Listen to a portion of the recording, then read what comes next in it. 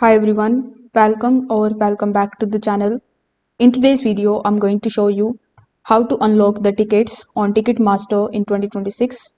Now, if you see the locked seats option that say unlocked or pre-sale or offer code required, this guide will show you exactly how to access them.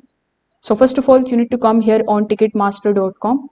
After that, you just have to log in into your Ticketmaster account if you haven't already. Now here, use the search bar on the top. Then you need to simply search for the event. After clicking on the events page, you will be landed here on the events page basically. Now you need to look near the ticket selection area for the button that says unlocked or enter the code.